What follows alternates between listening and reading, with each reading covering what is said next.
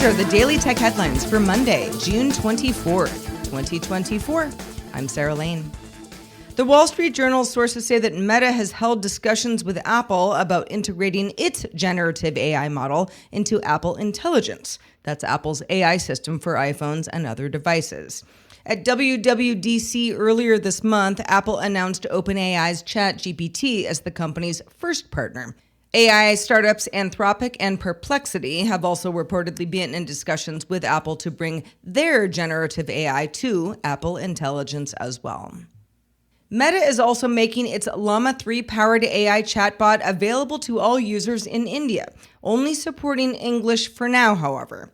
Meta AI started testing to select users in India across WhatsApp, Instagram, Messenger, and Facebook back in April, but didn't officially roll out the bot in India when it became publicly available in other countries, possibly due to the general elections being held in India at the time. Meta is also making the tool available through the meta.ai website.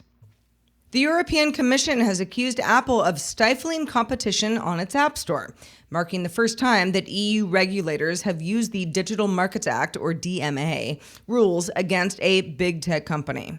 EU regulators are taking issue with restrictions that Apple is imposing on developers' ability to freely steer their customers by offering them promotions outside the App Store.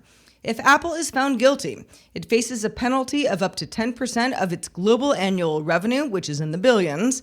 The fines can also rise to 20% in the event that the offense is repeated. Apple says it's confident that it is currently compliant with DMA rules.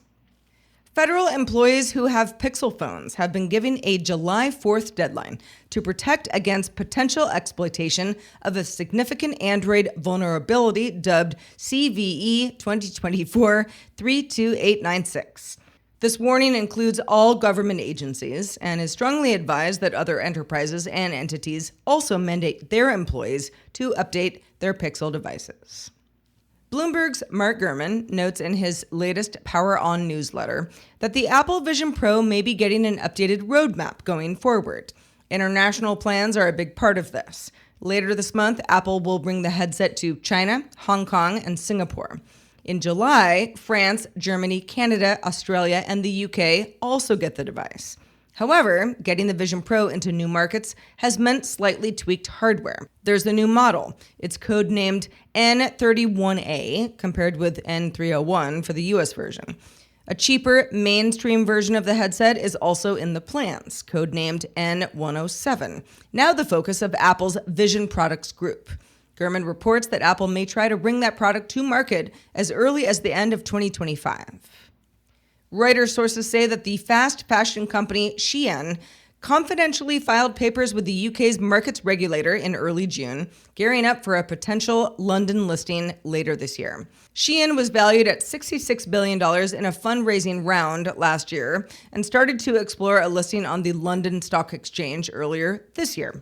Shein reportedly originally wanted to be on the New York Stock Exchange, but faced opposition from U.S. lawmakers. YouTube is cracking down on people who pay for YouTube Premium subscriptions while using a VPN to change their apparent location.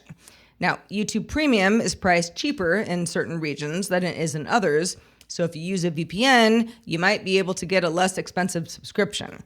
YouTube Premium is $13.99 per month in the US, but the equivalent of $1.54 per month in India.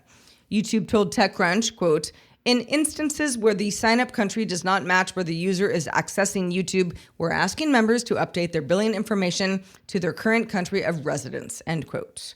Although some users posted on Reddit that their subscriptions were canceled without warning. And finally, a vulnerability in Phoenix Secure Core UEFI firmware called UEFI CAN has buffer overflow affects several models of Intel's CPUs.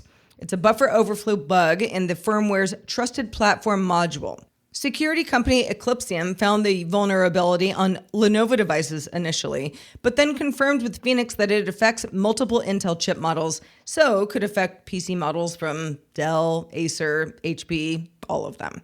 Lenovo released a firmware update back in May to resolve the flaw in more than 150 models, although not all models have the update just yet. For more discussion of the tech news of the day, subscribe to dailytechnewsshow.com. That's where you can find show notes and links to all these headlines there as well. I'm Sarah Lane, and we thank you for listening, and we will talk to you tomorrow.